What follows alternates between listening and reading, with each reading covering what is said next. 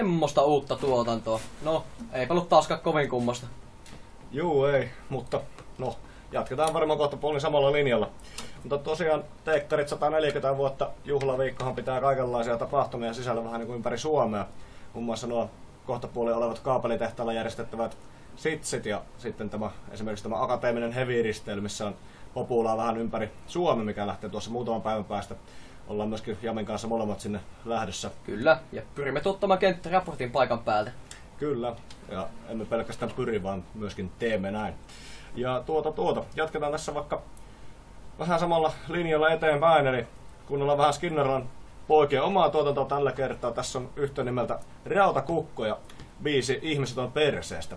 Nauttikaa tästä näin hetken ajan.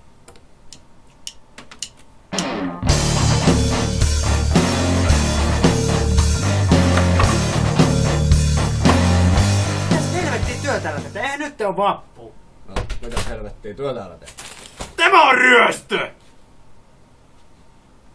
Perkele, meiltä on opintotuet katkenut. Nyt tarvitais jostain, mistä me saadaan rahaa täältä. Teillä on studiokamaa täällä. Heittäkää jotain mukaan. No, ottakaa se. Testivoittaja mikseri. Mikä ettei? No siitä vielä pullo tärpättiä kaupan päivää. Opiskelut käyntiin. Kiitos, tää on hyvää vappua tai mitä nyt juhlaviikko alkoi olikaan.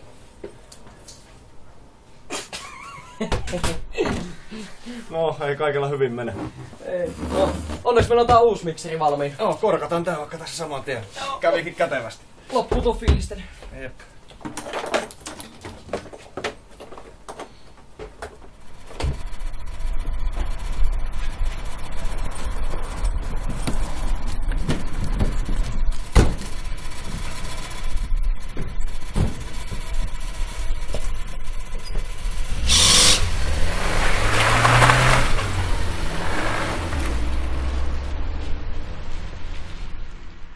Samat huonot jutut paremmin miksattuna.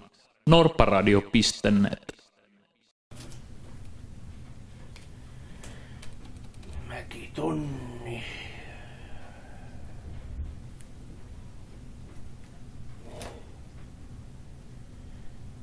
Mikkola 20 000.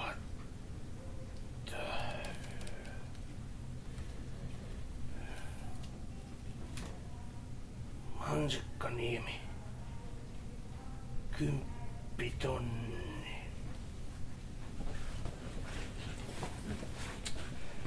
Oikeesti, meillä on tässä TM-testivoittaja miksei.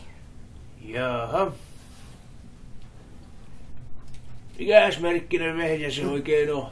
Se on kuule ihan B-vingeri.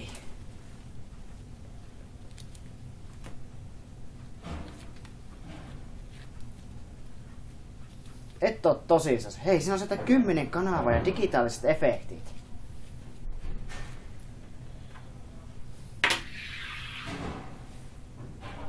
Oot sä nyt ihan tosissas tästä?